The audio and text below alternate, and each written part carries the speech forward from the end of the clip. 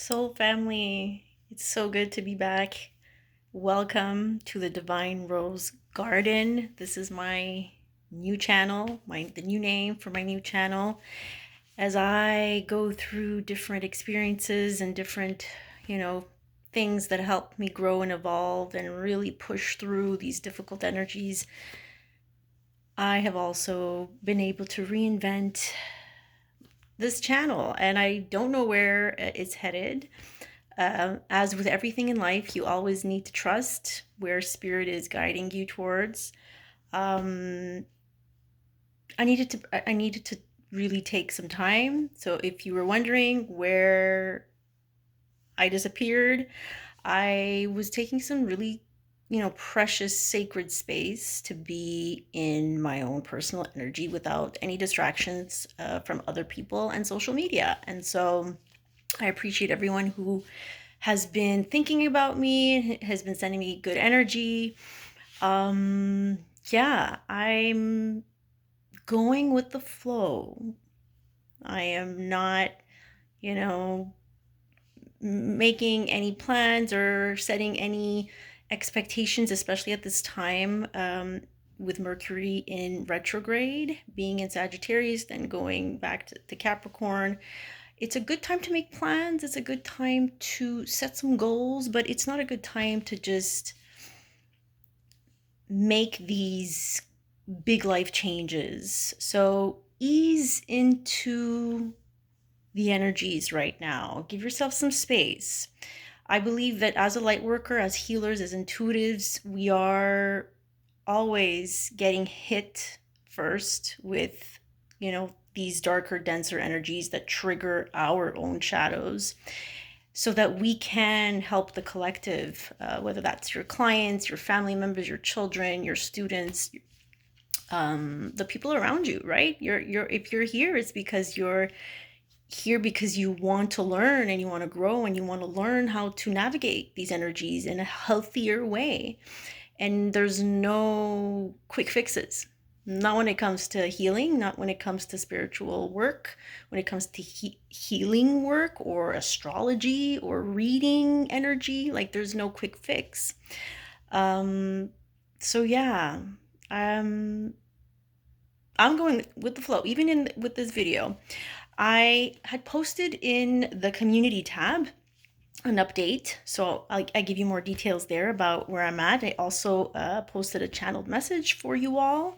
Remember, messages are collective, so always take what resonates.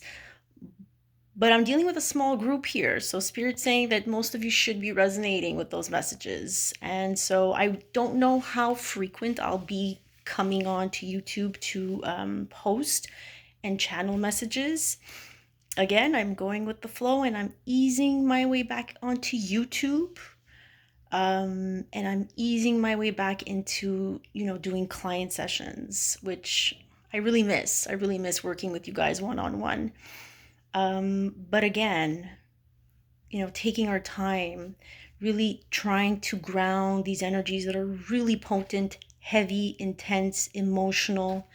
So one of the messages that I have for you today is, how can you see your emotions as medicine instead of seeing them as punishment? As humans, we tend to receive the messaging, our conditioning from our parents, from authority figures, from teaching, from education. We tend to receive the message that emotions are bad, and crying is bad, and feeling uncomfortable or restless or sensitive is negative. So there's a negative connotation that we place onto emotions. But emotions is your superpower. It's the divine feminine energy. Embracing what you're feeling in the now moment is what's going to help you understand what's going on with you. Acknowledging your emotions is what transforms your energy. So I encourage all of you to really check in with yourselves. The energy is actually I feel very restless. There's a restlessness in the air. That's Sag energy. and distraction. It's like you're doing one thing, but then you get distracted by something else and you go and do that. And then it's like you can't sit still. And it's a hard energy to be in. It's very mutable.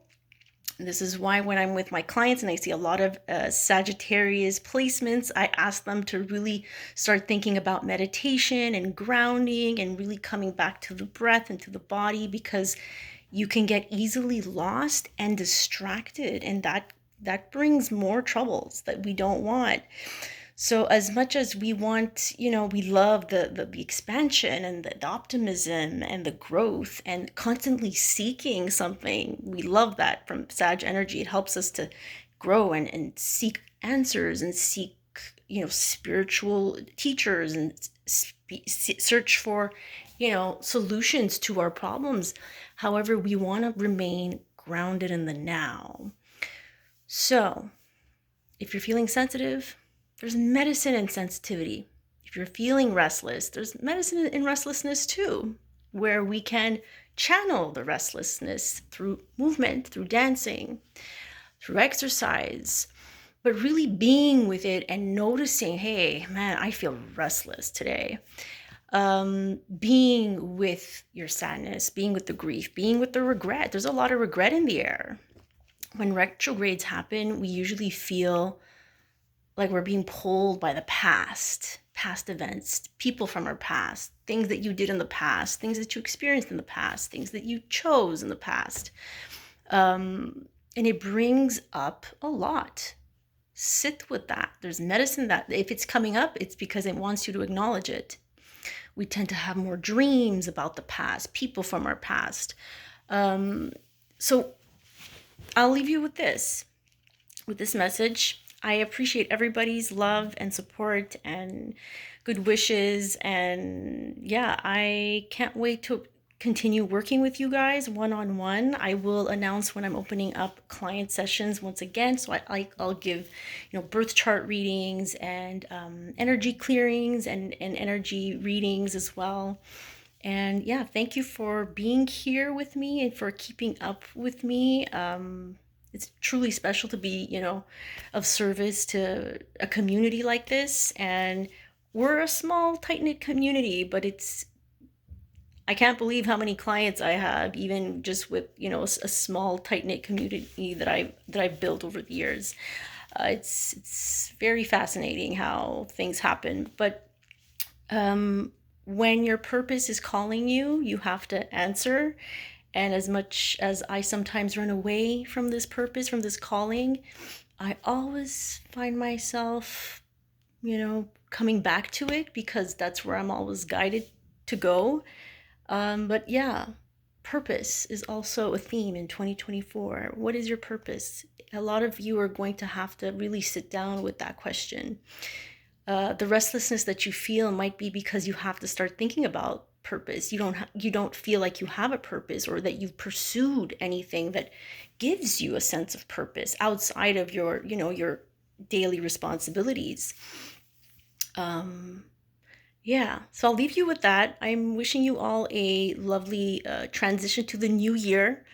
Personally, this is not a new year for me, because astrologically speaking, the new year starts in March with Aries season, but regardless, we will celebrate the Gregorian calendar together.